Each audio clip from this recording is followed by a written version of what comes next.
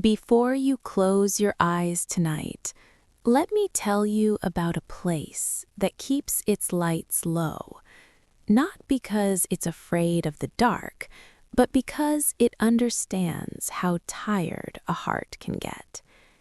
You arrive at the edge of a small seaside town just as evening begins to soften.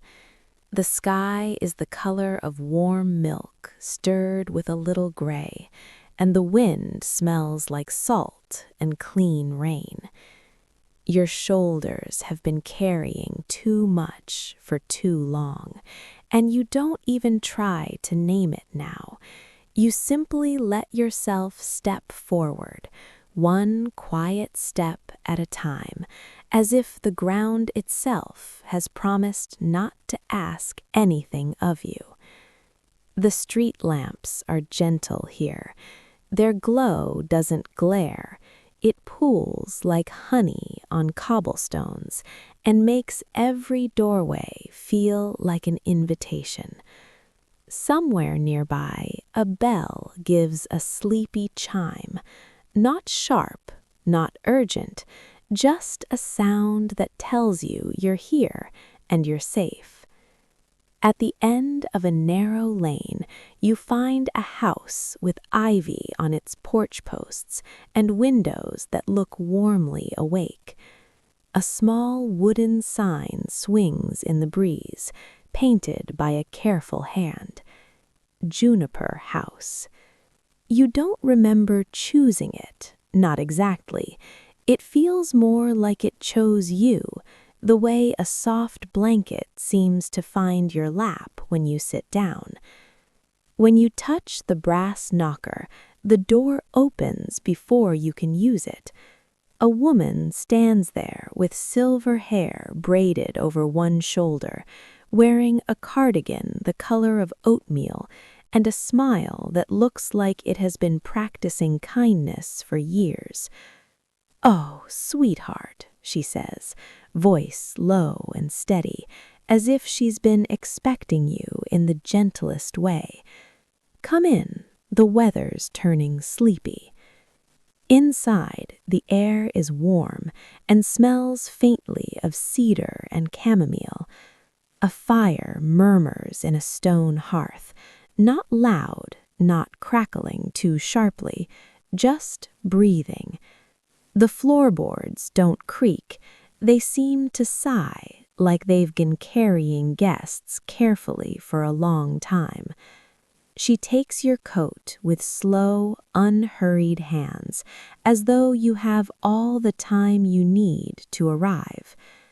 "My name is Elowin," she says, "and you're welcome. No need to explain. This house understands quiet." You realize, with a small, surprised feeling, that you'd been bracing yourself for questions, for the usual polite conversation that requires you to reach up into yourself and gather words you don't feel like holding. But here, Elowin simply nods, as if she can see the tiredness behind your eyes and has decided to treat it with respect. On a little table near the hearth sits a teapot with a knitted cozy around it. Elowin pours you a cup. The steam rises slowly, curling like a small spell. "Something warm," she says, "for your hands, for your chest, for the part of you that's been awake too long." You wrap your fingers around the cup, and the heat moves into you in the way sunlight moves onto cold skin. You sip, and the tea tastes like apple peel and a soft hint of lavender, the flavor of being cared for without fuss. Elowin leads you up a staircase where the wallpaper is patterned with tiny moons. The hallway is dim, lit by little lanterns with frosted glass. Each lantern holds a flame that seems unusually calm, as if it has learned to burn without hurrying. At the end of the hall, she stops at a door and places a key in your palm. The key is old, its teeth worn smooth, and tied to it is a small charm, just a simple circle of moonstone, cool against your skin. For your room, and for your dreams if they need a little help finding their way. You glance up, and she's watching you with the patient eyes of someone who has seen many kinds of weary. "Do you get many travelers?" you ask, and your voice comes out softer than usual. "We get the ones who need us. That's enough." Inside your room, the light is low and golden. A quilt rests on the bed, stitched with pale blue thread like rivers on a map. The window is cracked open just a little, letting in the sea's steady hush. Not a roar, not a storm, just the dependable rhythm of water moving the way it has always moved.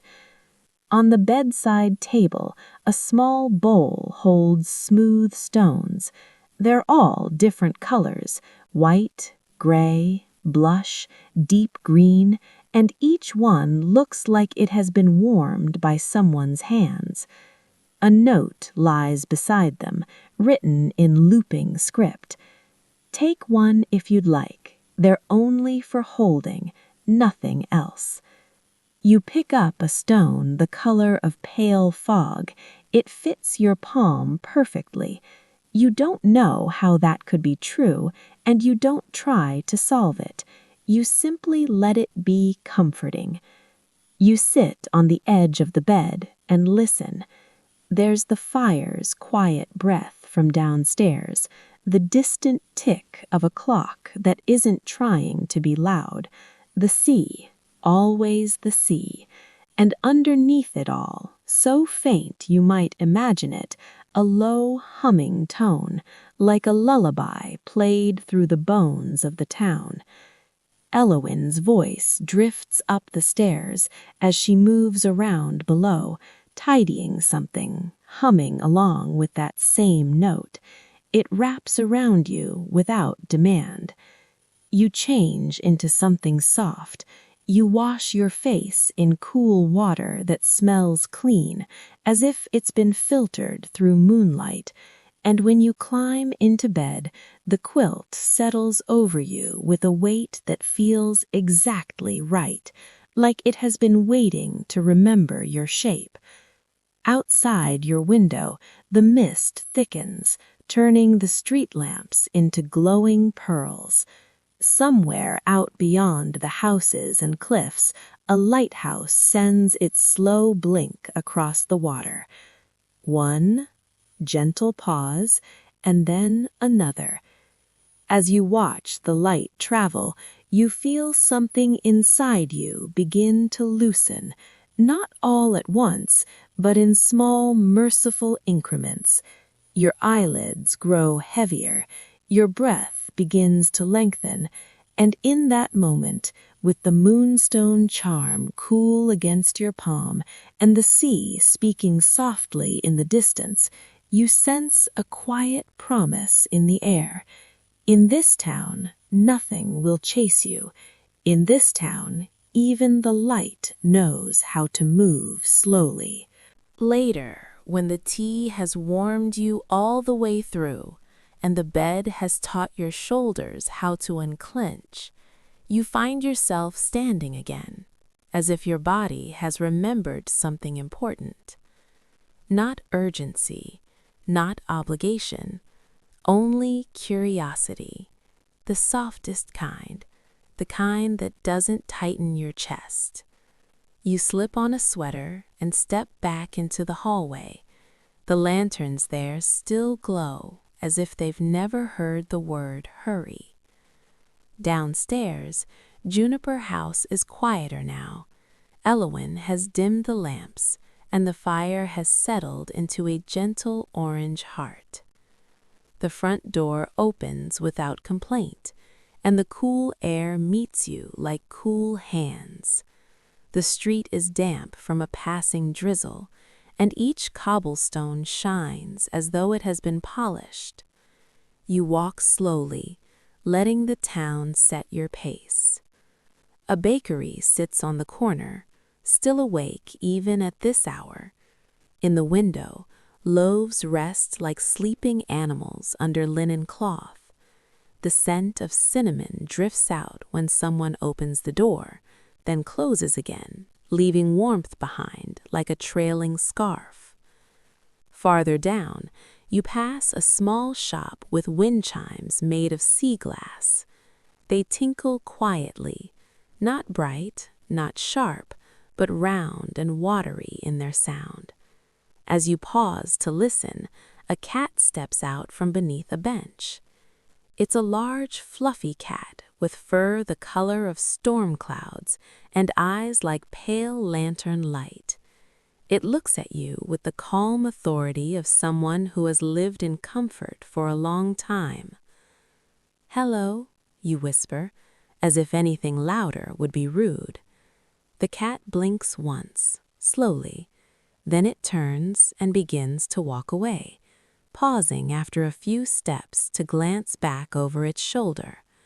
The meaning is clear in the most gentle way. "Come along, if you'd like." You follow, your footsteps quiet. The cat's tail sways like a metronome for calm breathing. It leads you down a lane you hadn't noticed before, where the buildings lean closer, as if sharing a private conversation. At the end of the lane is a small storefront with a single lamp above the door. The sign reads, "The Quiet Shelf," painted in faded gold. The windows are fogged with warmth, and behind the glass you can see shelves and shelves of books, and a few plants whose leaves droop as if they too are getting sleepy. Nimbus sits on the step and waits. When you open the door, a bell rings, not loud, just a soft sound like a spoon touching porcelain. Inside, the air smells of paper and vanilla, and something faintly floral, like dried rose petals tucked between pages. A woman sits behind a counter, her hair wrapped in a loose scarf. She looks up from a book and smiles in a way that feels like being recognized without being examined. "Well," she says gently, "it's you." You pause, unsure. "Do we know each other?" "Not yet," she replies, as if that's perfectly normal. "But I know that look, the one where sleep has been difficult and the world has been a lot." You don't correct her. You simply exhale, and your shoulders drop a fraction. The woman closes her book with care. She says, "I'm Maribel, and that," she nods toward the cat, "is Nimbus. He brings people to me when the night is too big." Nimbus stretches, pleased with his job. You walk between the shelves. The books aren't arranged by genre, not exactly. Some shelves are labeled in neat handwriting: gentle weather, second chances, quiet miracles, kind homes. You run your fingertips along the spines, and the motion itself feels like a soothing ritual. Maribel watches you with patient stillness. "We don't sell the important ones," she says. "We lend them. The town prefers it that way."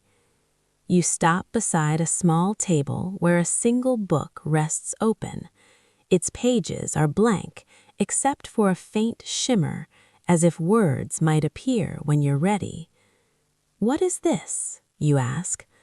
Maribel stands and comes closer, her footsteps soft on the rug.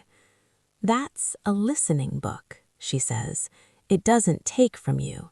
It only holds what you want to set down." You swallow, feeling something tender rise in your throat. "I don't know what I want to set down." "That's all right," Maribel murmurs. "You don't have to know. You only have to be willing." Nimbus hops onto the table, turns in a circle and sits directly beside the blank pages, as if guarding them. Maribel reaches under the counter and pulls out a folded piece of paper. It looks like an old map, creased with use, drawn in ink that has softened over time. She places it in your hands. "This is for you," she says, "a map of places that help. Not places you must go, places you can go." You unfold it carefully. The lines are delicate, and as you look, the ink seems to deepen, as if it's waking up. You see a small sketch of Juniper House, a path along the cliffs, a garden labeled Stillwater, hidden behind a symbol of a keyhole, and out beyond, on the far edge, a lighthouse drawn with a tiny star above it. You look up. Is this real? Maribel's smile is quiet. It's real in the way comfort is real. Some things only show themselves when you're gentle enough to notice. Nimbus bumps his head against your wrist, and the gesture feels like a blessing. Maribel wraps the map in a strip of soft cloth and ties it with a simple knot. "Keep it by your bed," she says. "It may glow a little when you need it. If it does, don't worry. It's only the town saying hello." You laugh under your breath, a small sound you hadn't expected to make tonight. When you step back outside, the air has cooled. The mist is thicker now, and the street lamps have halos. Nimbus walks with you part way, then stops near a fence covered in climbing roses. He sits and watches, as if making sure you remember the way. As you return to Juniper House, the lighthouse beam passes again over the sea. One gentle pause, and then another. You hold the wrapped map close to your chest, and for the first time in a long time, you feel the night become smaller. Not because it has less darkness, but because you have more warmth. Back in your room, you set the wrapped map on the bedside table as if it might be a sleeping thing itself. The moonstone charm on your key catches the lamplight and makes a pale circle on the wall, like a quiet moon that has decided to stay indoors with you. You undress slowly, folding each piece of clothing with more care than usual. It feels good, this unhurried attention, like you're teaching your hands a different language. In the small washroom, the water runs warm. You cup it over your wrists and feel the day dissolve.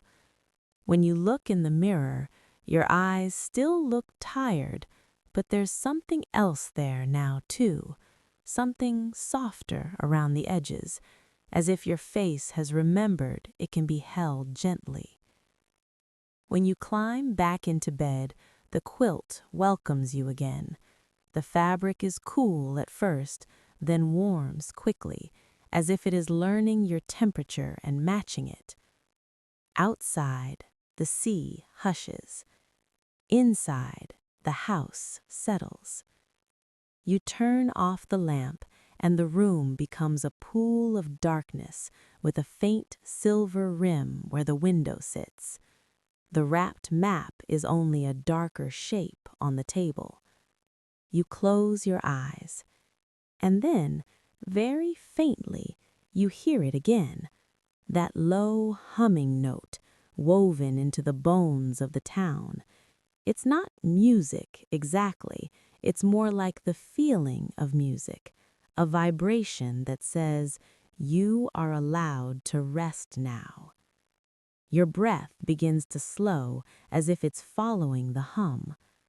In the hallway, a floorboard gives a gentle sigh. You hear footsteps, careful and light, and then a soft knock at your door. The sound is so tender it barely interrupts the quiet. You open the door just a crack. Elowen stands there holding something folded over her arm. In the dim lantern light, you can see it's a blanket, thick and soft, woven in pale colors, cream, seafoam, and a thread of silver that catches the glow like starlight. "I didn't want to startle you," she whispers.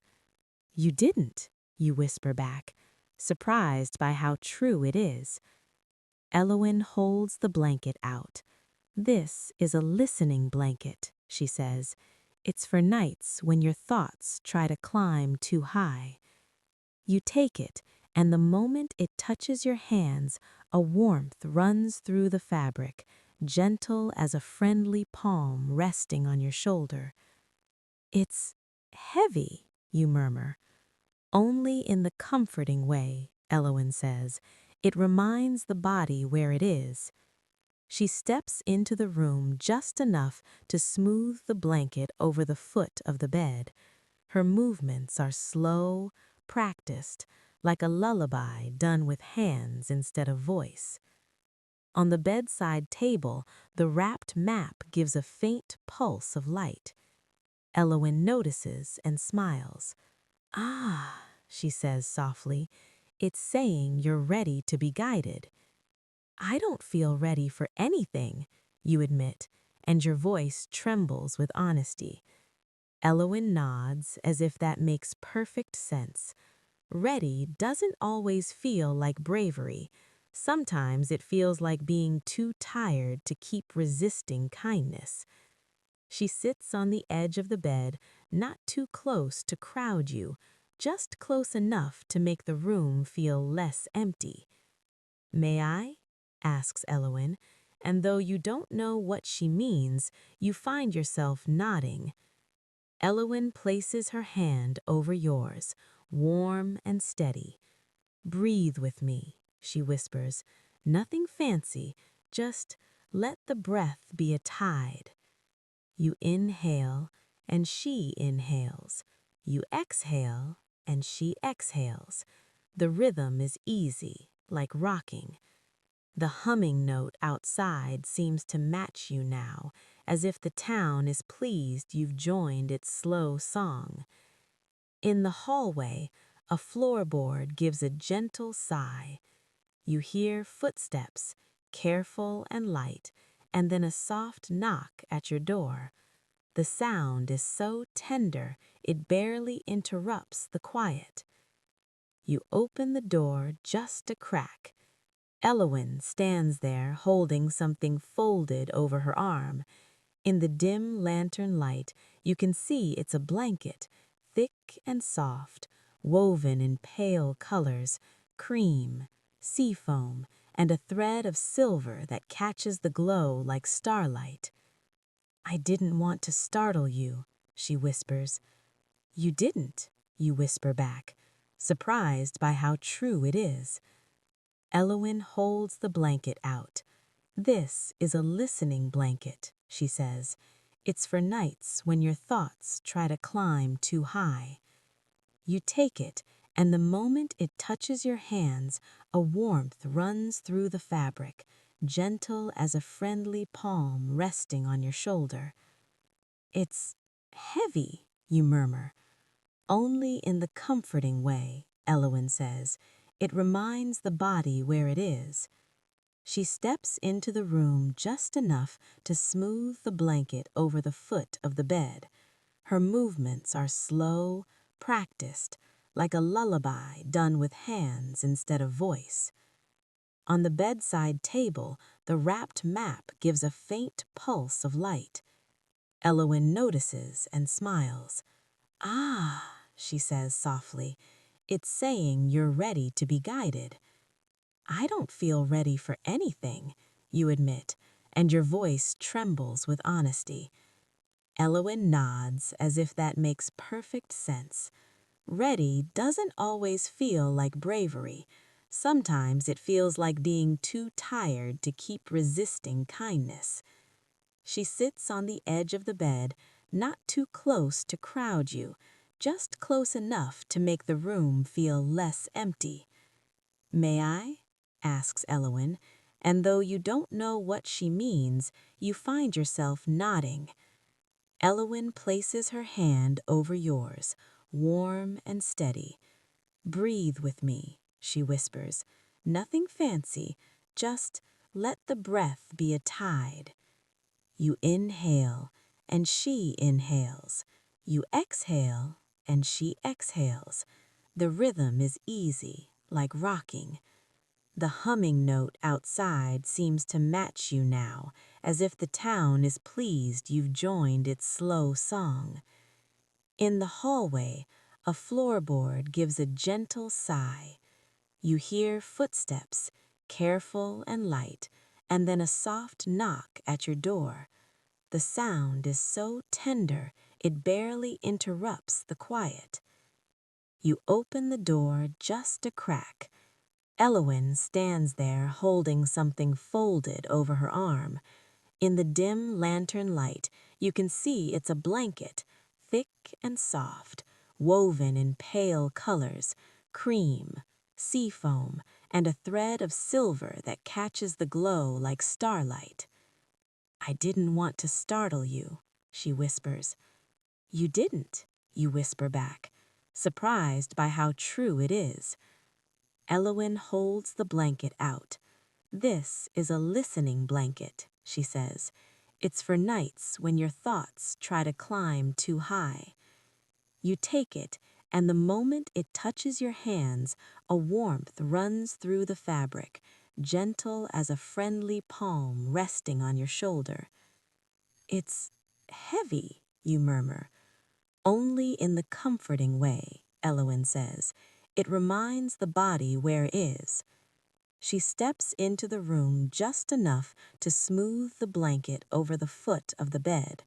Her movements are slow, practiced, like a lullaby done with hands instead of voice. On the bedside table, the wrapped map gives a faint pulse of light.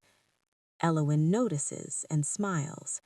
"Ah," she says softly, "it's saying you're ready to be guided." "I don't feel ready for anything," you admit, and your voice trembles with honesty. Elowyn nods as if that makes perfect sense. Ready doesn't always feel like bravery. Sometimes it feels like being too tired to keep resisting kindness. She sits on the edge of the bed, not too close to crowd you, just close enough to make the room feel less empty. "May I?" asks Elowyn, and though you don't know what she means, you find yourself nodding. Elowyn places her hand over yours, warm and steady. "Breathe with me," she whispers. "Nothing fancy, just let the breath be a tide." You inhale, and she inhales. You exhale, and she exhales. The rhythm is easy, like rocking. The humming note outside seems to... Morning in Juniper House arrives the way a careful person enters a room, slowly, quietly, with respect for whoever is still resting. You wake to pale light. The air is cool and clean, and for a moment you don't know where you are. Then you remember the quilt, the humming, the moonstone charm on the key. The memory doesn't hit like a list, it settles like a warm scarf around your shoulders. From downstairs comes the soft clink of a spoon against a bowl. Elowyn is already awake, already moving gently through the day. You sit up and notice the wrapped map on your bedside table. It doesn't glow now, it simply waits, calm and patient, like it trusts you. When you dress, you choose the softest things you have, without apology. You brush your hair slowly, as though each stroke is smoothing a small part of your nervous system. Downstairs, Elowyn greets you with a smile and a steaming mug. "Good morning, sweetheart," she whispers, as if loudness would be too sharp for the morning's tender edges. The kitchen smells of oats and honey. A small bowl of blueberries sits on the table like a handful of midnight sky. You eat without rushing. The food feels grounding. Elowen doesn't fill the air with questions. She lets the silence be friendly. When you finally glance at the window, you see the sea beyond the town, a wide gray-blue sheet with a bright seam where the sky meets it. Mist drifts like soft fabric along the cliffs. "I think," you say quietly, surprising yourself, "I might like to see the lighthouse." Elowen's expression warms. She says, "that's a good place. Not a demanding place, just steady." She nods toward the small table by the stairs. Your key is there, and beside it a tiny cloth pouch tied with twine. "For your pocket," she says, "a little pinch of star salt." You pick up the pouch and feel grains inside, fine as sugar. "What does it do?" you ask. Elowen's eyes crinkle. "It reminds you to look up," she says. "That's all." Outside, the air is brisk. You pull your collar close and begin walking toward the cliff path. The town is awake in a quiet way. A woman sweeps her doorstep slowly. Someone carries a basket of laundry as if it's a baby. A dog dozes in a sunny patch, unbothered by the world. The path to the lighthouse begins behind a hedge of wind-shaped shrubs. A small wooden sign points the way, its lettering worn but kind. You walk with your hands in your pockets, feeling the star salt pouch. The earth under your shoes is damp, and each step seems to release the scent of green things. As you climb, you hear the sea more clearly. It moves in long breaths, and you find your own breath matching it. At the top of the cliff, the lighthouse stands tall but not severe. Its white paint is slightly weathered, softened by years of salt air.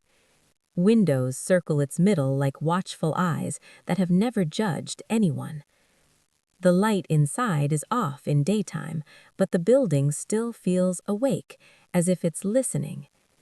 You approach the door and notice something carved into the wood, small and simple. "You are welcome to be tired here." Your throat tightens, and you place your palm over the words for a moment, just feeling the grooves under your skin. The door opens before you knock. A woman stands there, older than Elowen, with hair the color of sea foam and a shawl wrapped around her shoulders. Her eyes are a deep, kind brown, like hot tea. "Hello, love," she says, voice low as the tide. "I'm Cora." You blink.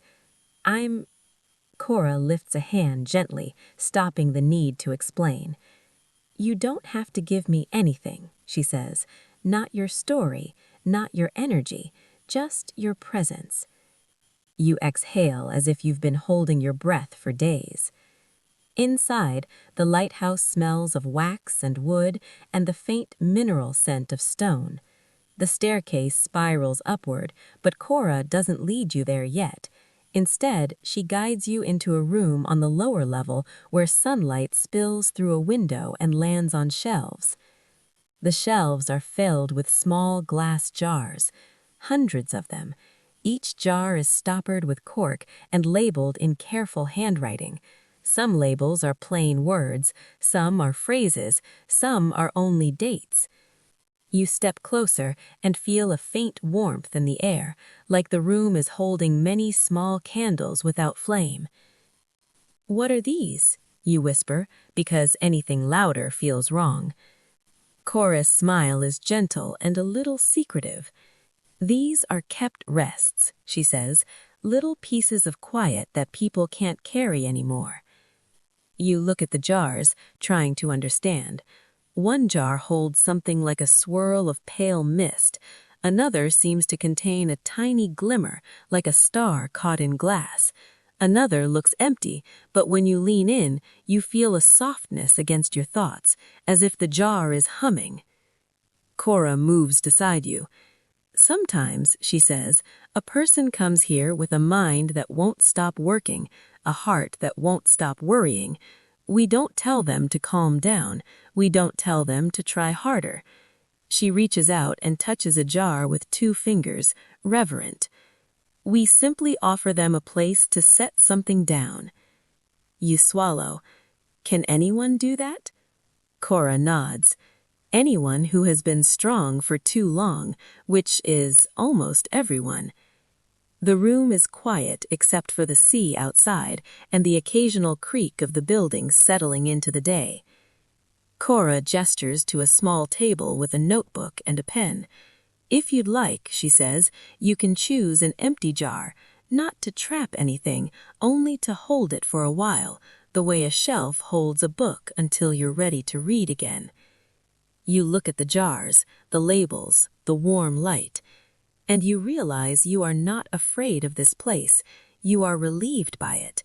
Because here, even the lighthouse seems to understand that rest is not something you earn, it is something you're allowed to receive.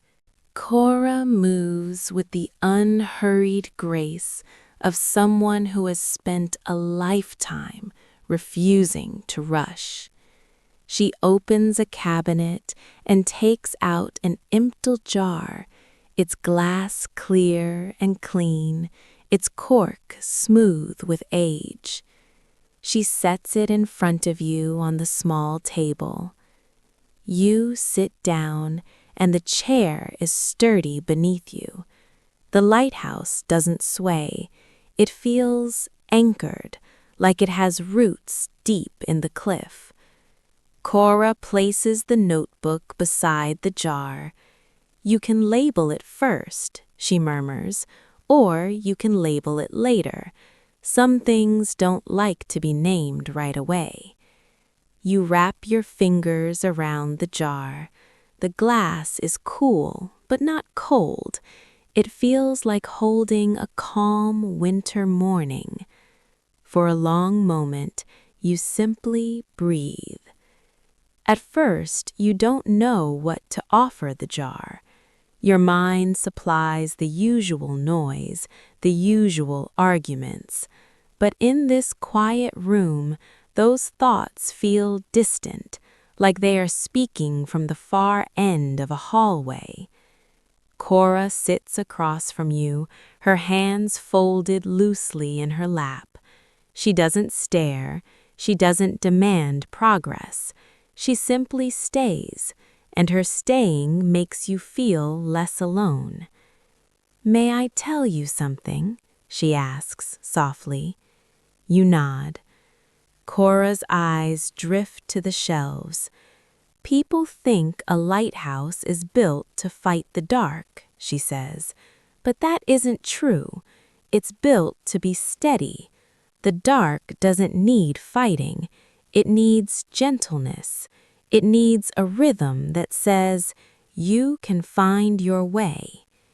You swallow, and your throat feels tender again. Cora continues, voice quiet as a blanket being unfolded.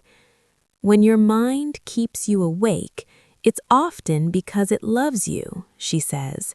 "It's trying to protect you. It's scanning the horizon. It's keeping watch." A small tear gathers at the corner of your eye, surprising you. You blink slowly, letting it fall without shame. Cora nods as if she expected that. "The trouble is," she says, "watching all night makes the watcher weary." You look down at the empty jar. Something in your chest shifts, not dramatic, not sudden, more like a knot loosening one loop at a time. "I'm tired," you whisper, and it's the simplest truth you've spoken in a while. Cora leans forward just slightly.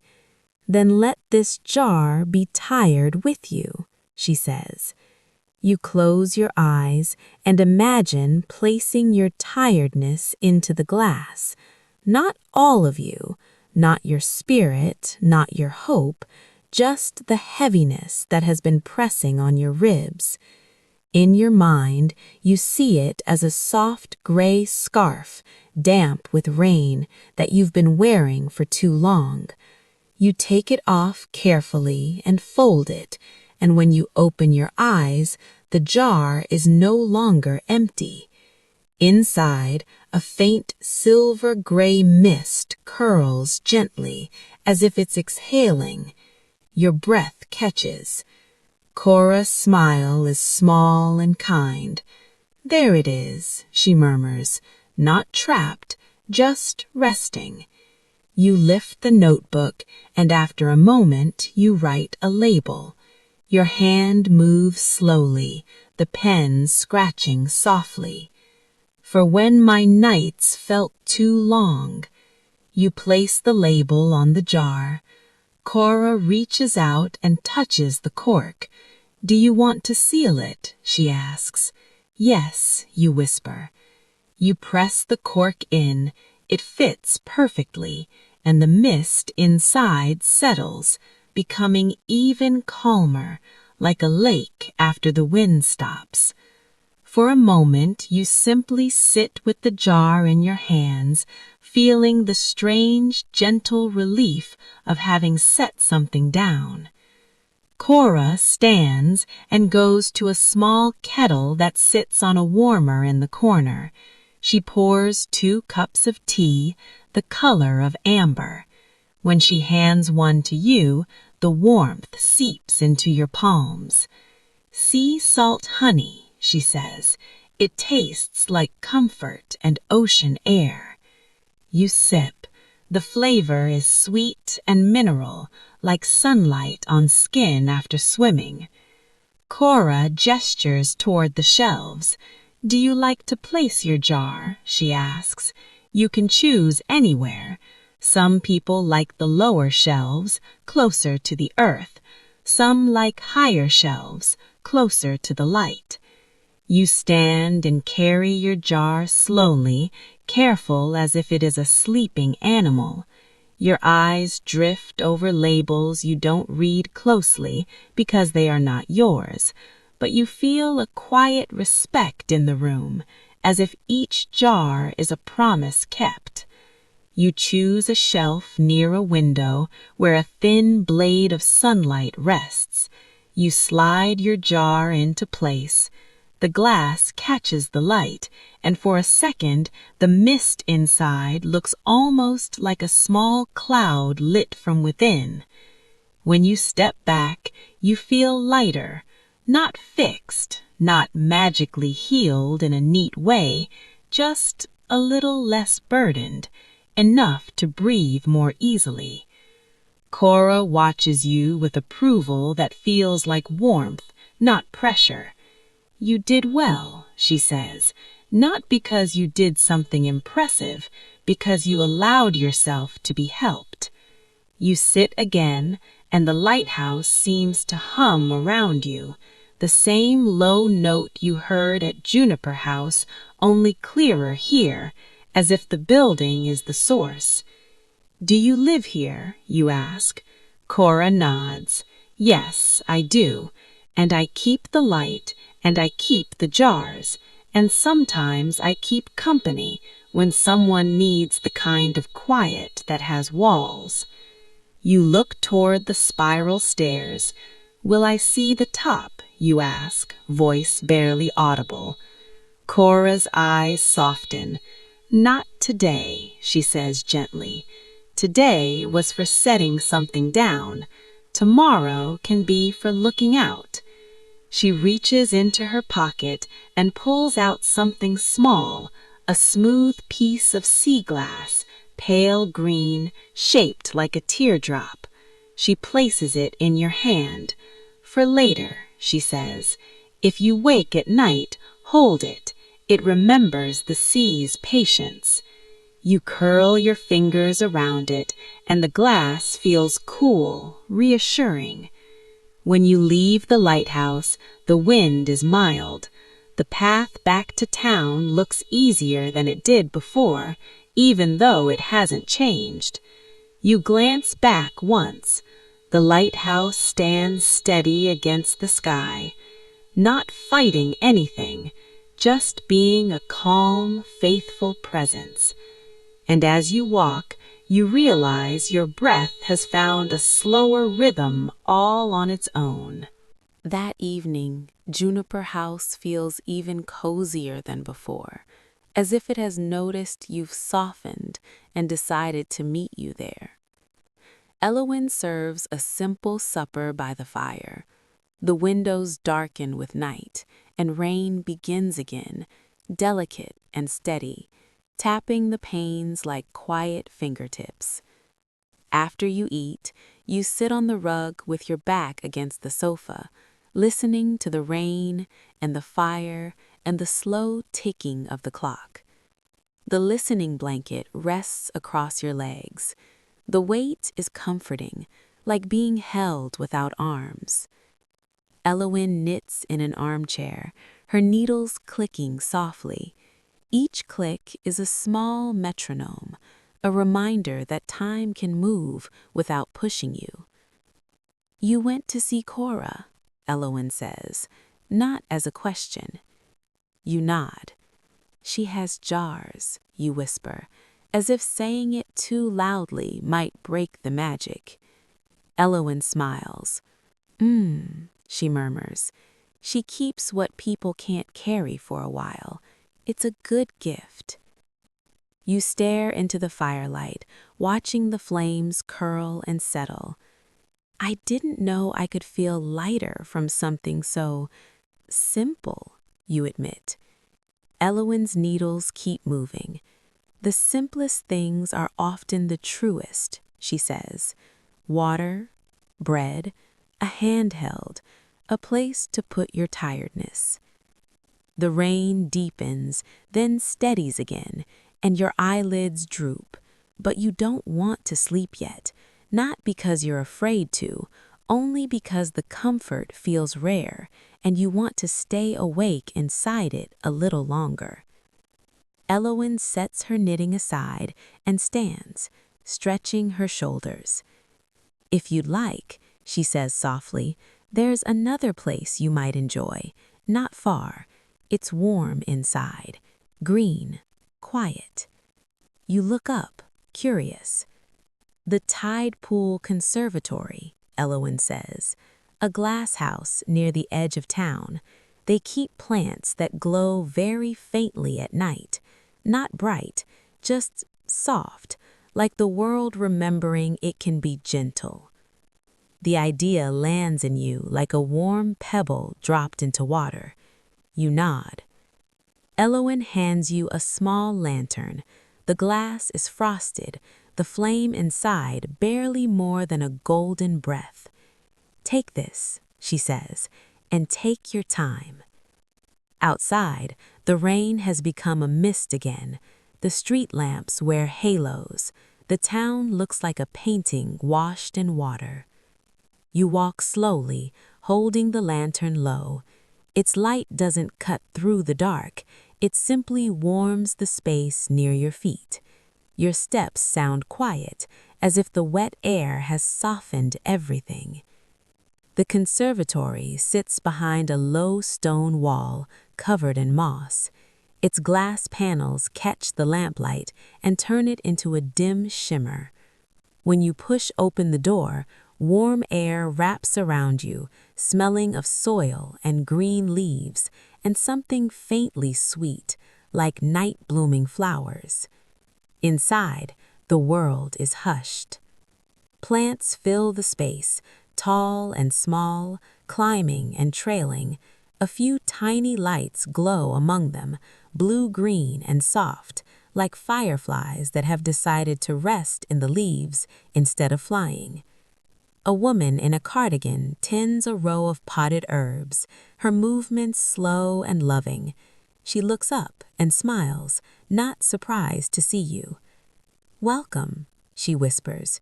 "You can wander. The plants like quiet company." You walk between the rows. The glass house is warm enough that your shoulders loosen again. Condensation beads on the glass overhead, catching the lantern's glow like tiny stars. You stop beside a plant with round leaves that look velvety. On the underside of each leaf, a faint light pulses, slow and calm, like a heartbeat. When you lean closer, you realize the light is not constant. It brightens as you inhale and softens as you exhale, as if the plant is breathing with you. You smile, barely. Nearby, a small fountain trickles into a shallow stone bowl. The water's sound is gentle, repetitive, and your mind begins to follow it the way it might follow a lullaby. You find a bench and sit.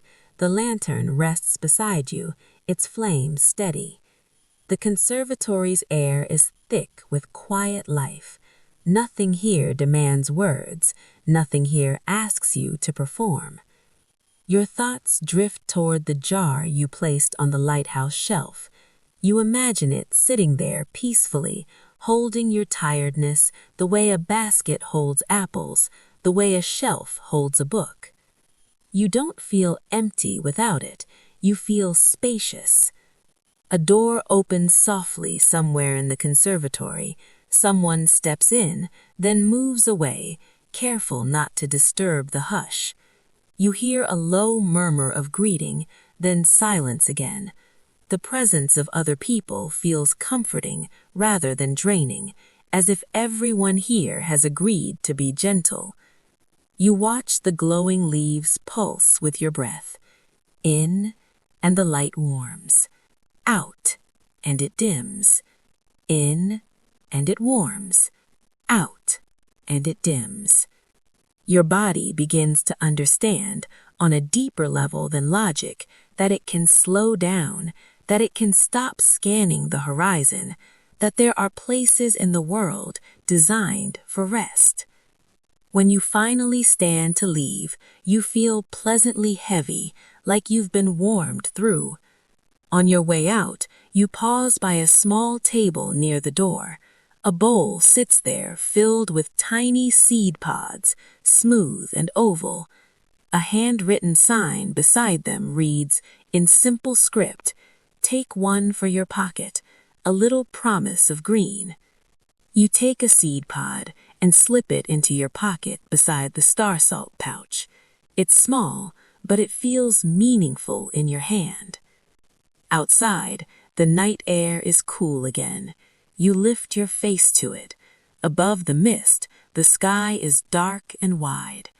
You remember Evelyn's words, "Look up," and when you do, you see a few stars peeking through the clouds, shy but present, not dazzling, just steady, just enough.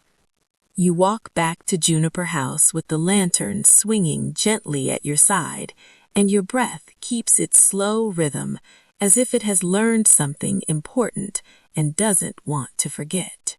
That night, you wake only once. Not with a jolt, not with a racing heart, but with a quiet awareness, like surfacing gently in warm water. The room is dark, silvered by moonlight. The sea hushes outside the window. The listening blanket lies over you, its weight a calm reassurance.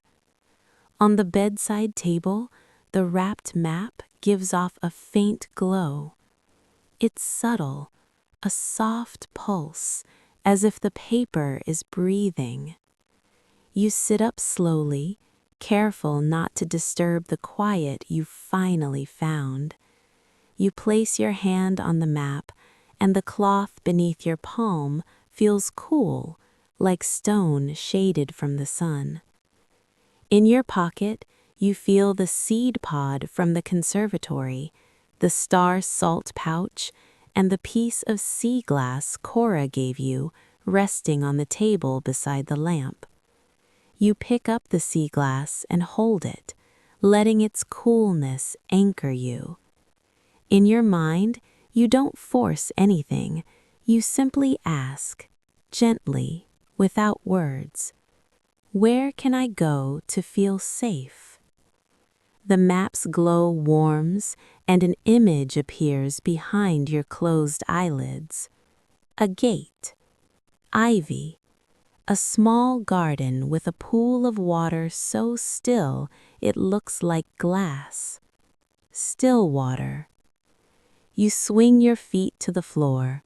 The boards are cool, but not unpleasant. You slip on a robe and move quietly downstairs. Juniper House is asleep. The fire has become a bed of embers. The clock ticks softly, like a patient companion. At the door, you hesitate for a breath, then you step outside. The night is wrapped in mist. The street lamps glow like distant moons. Your footsteps sound muted, as if the town is cushioning them for you. You follow the map's guidance without needing to unfold it. The directions feel like a gentle pull, a knowing in your bones. Turn here, walk slowly, pause and breathe. At the end of a narrow lane, you find the gate.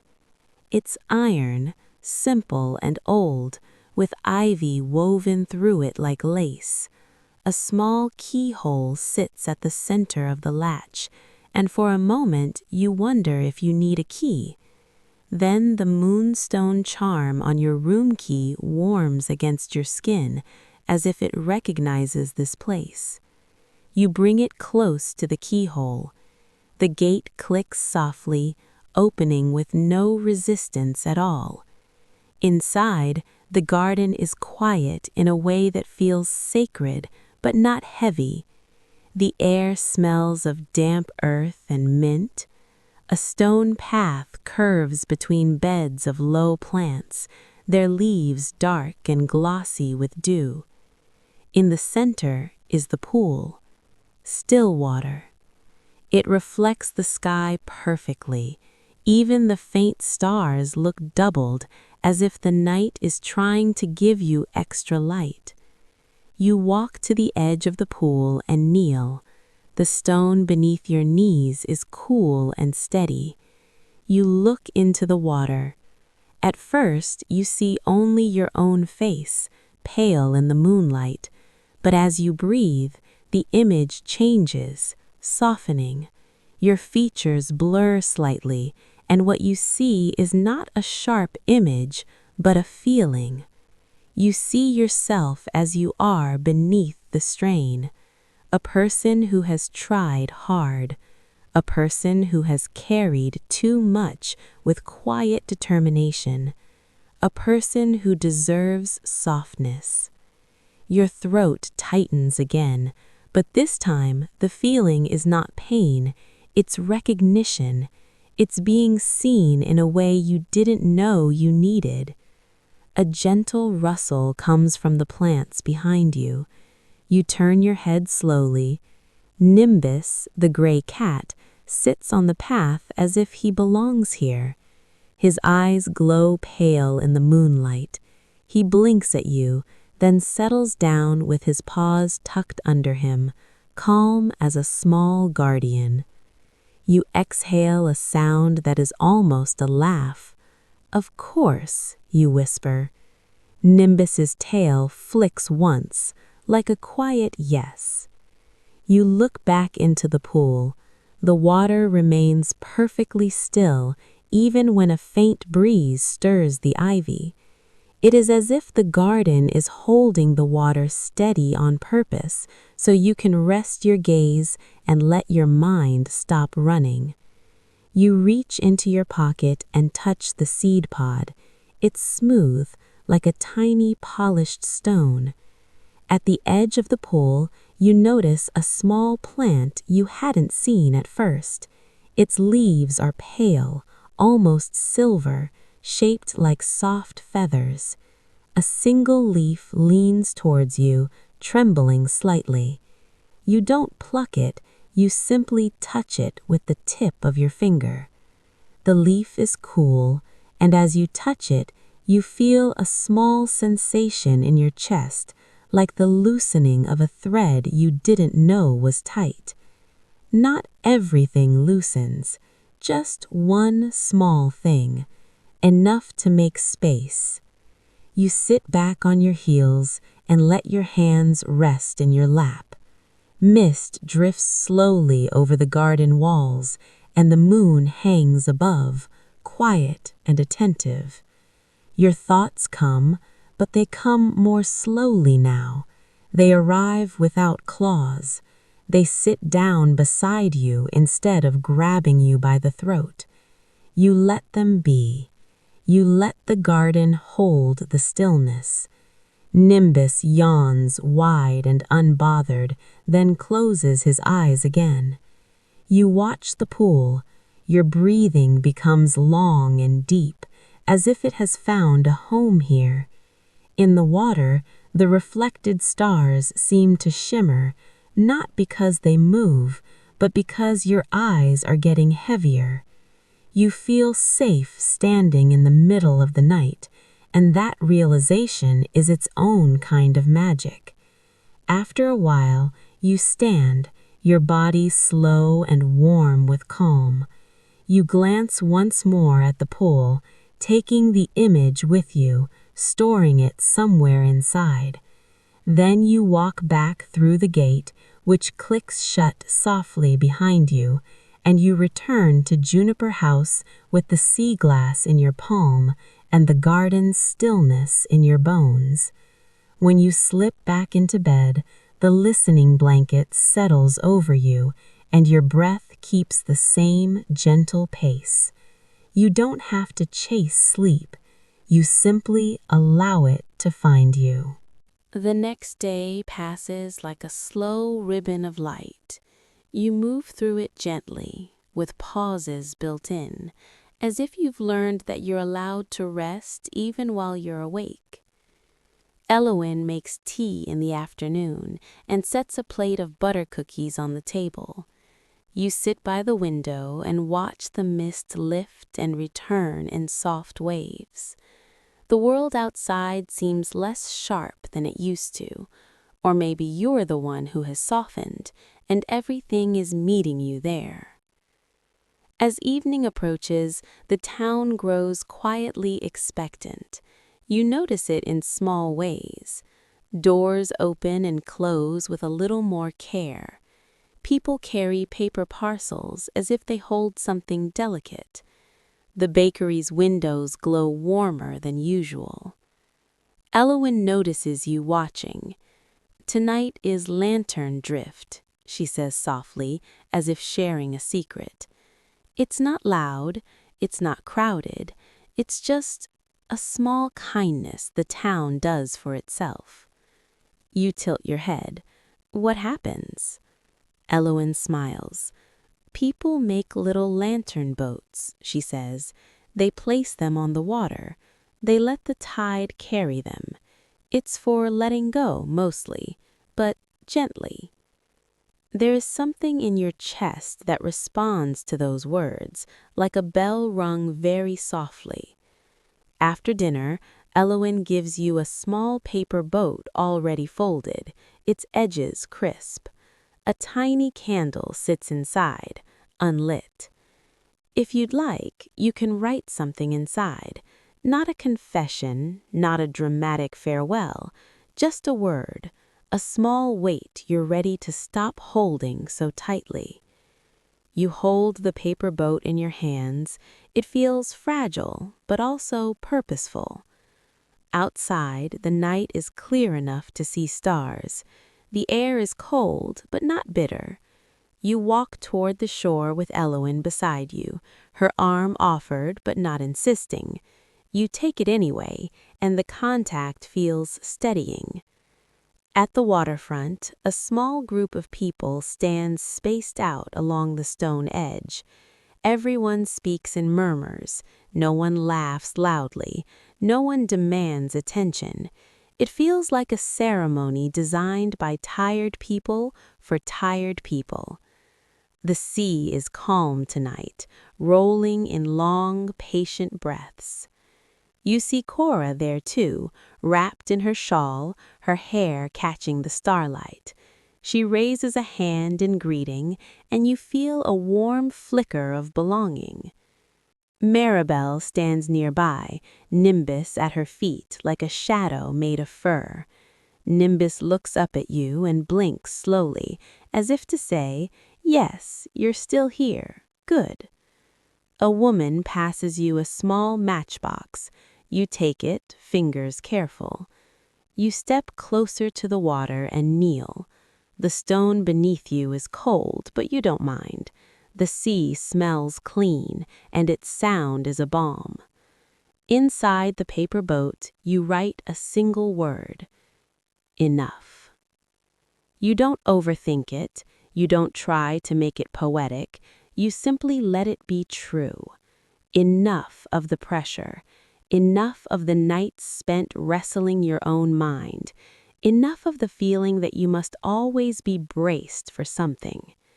You fold the paper boat gently over the word, tucking it into the boat's quiet heart. You strike a match. The flame blooms small and bright, then steadies.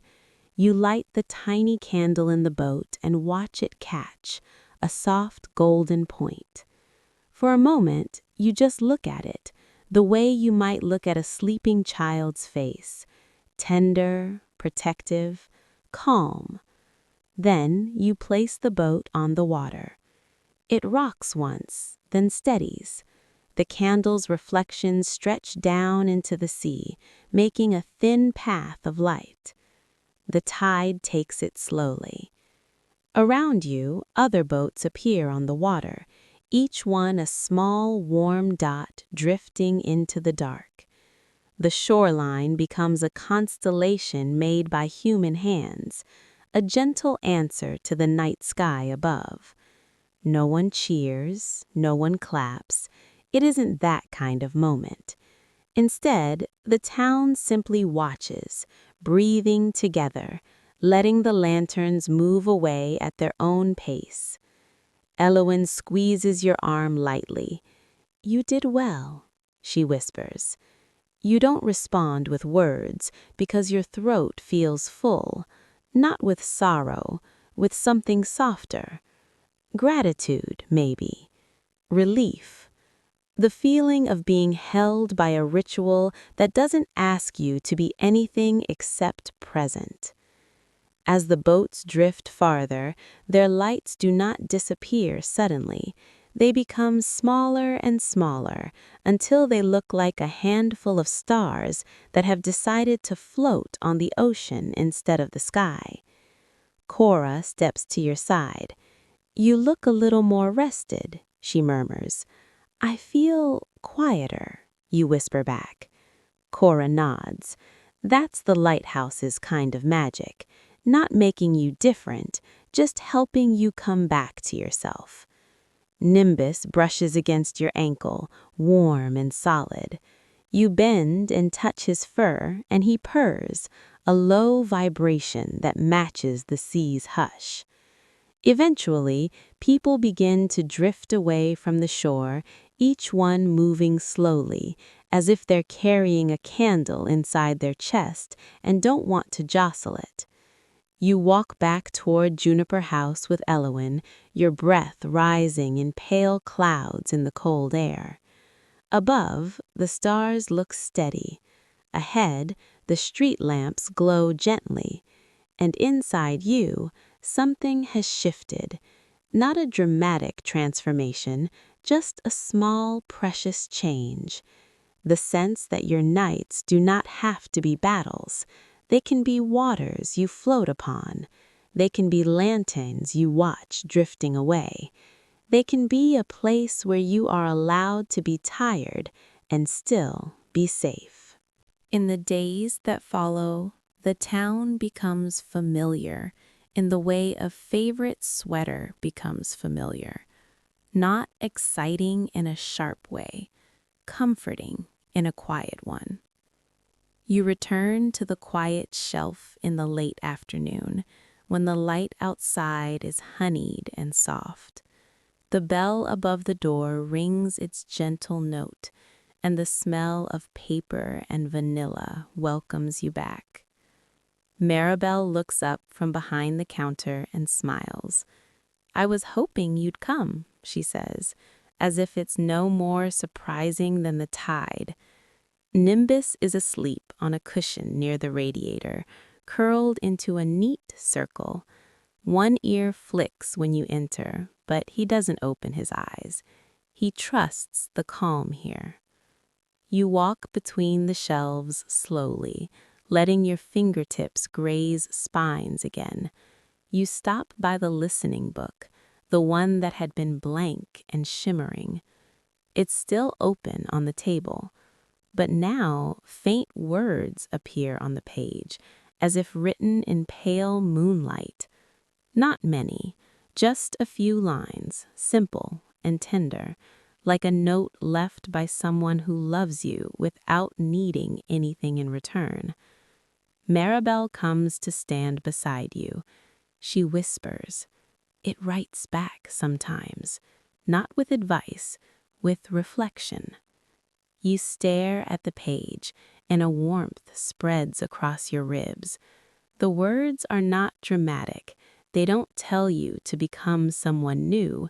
They simply remind you of what you've already begun to feel in this town, that you can be held, that you can set things down, that you can let the night be night instead of making it a test you must pass. Your eyes sting again, but you don't fight it. You blink slowly and let the feeling move through you like a wave passing under a floating boat. I'm afraid, you whisper, that when I leave, I'll lose this. Maribel's expression softens. Oh, sweetheart, she says quietly, you won't lose it. You'll carry it differently. You look at her, searching her face. Maribel taps the listening book gently with one finger. The town isn't a trap, she says. It doesn't keep you, it teaches you. That's the kind of magic that lasts.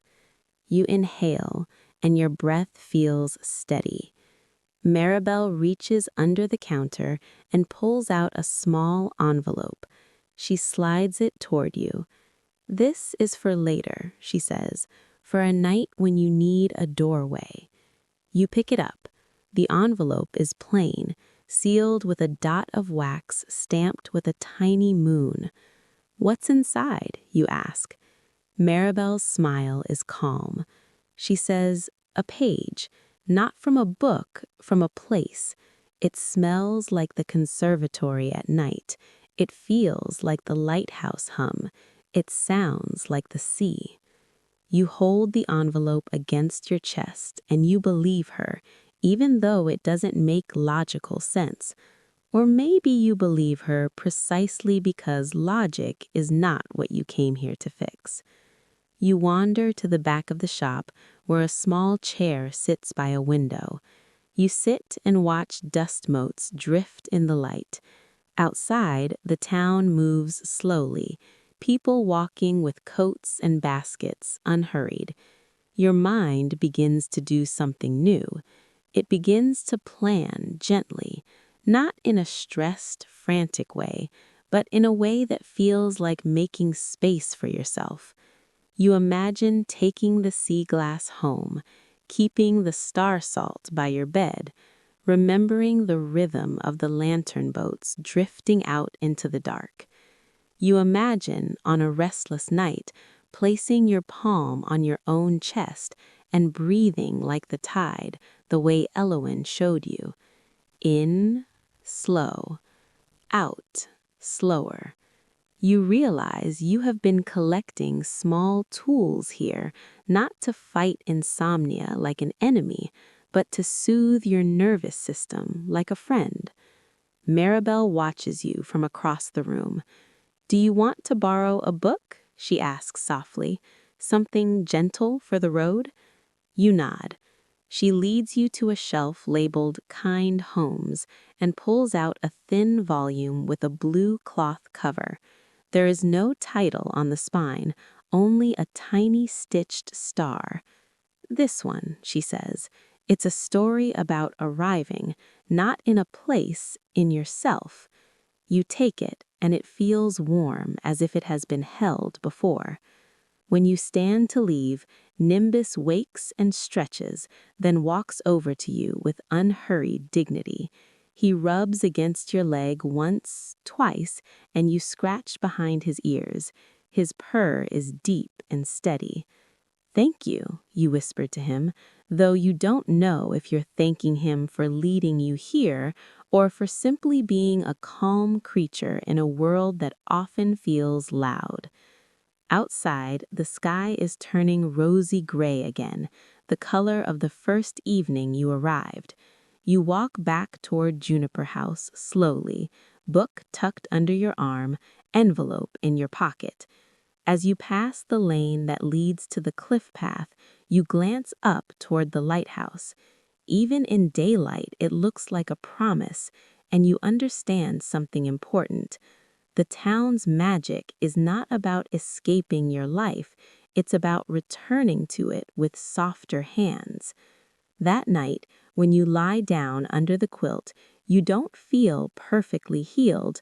You feel human, tender, a little tired, but you also feel accompanied, as if the sea is speaking to you from far away, as if the lighthouse has turned its beam inward, as if rest is no longer a stranger, it's a place you have visited and a place you can find again. On your last evening in Juniper House, Elowen sets the lamps even lower than usual. The rain has stopped, and the night outside the windows is clear and dark, sprinkled with stars that look close enough to touch if you had a long, gentle ladder. You sit by the fire with your knees drawn up under the listening blanket. The room feels like the inside of a lullaby. The clock ticks softly. The embers glow like sleeping coals in a hearth of memory. Elowen brings you a mug of tea and sits across from you. For a while, neither of you speaks. The silence is not awkward. It is companionable, like two people watching snow fall. Finally, Elowen reaches into her cardigan pocket and pulls out a small object wrapped in cloth. She unfolds it carefully. Inside is a tiny lantern charm, no bigger than your thumb, made of brass with a little pane of frosted glass. When she tilts it, a faint light appears inside, not bright, not flashing, just a steady, warm glow, as if it is remembering fire. "It doesn't burn," Elowen whispers. "It simply shines softly for you." You stare at it, and your chest aches with tenderness. "I can't take that," you whisper, though you want it. Elowen's eyes shine.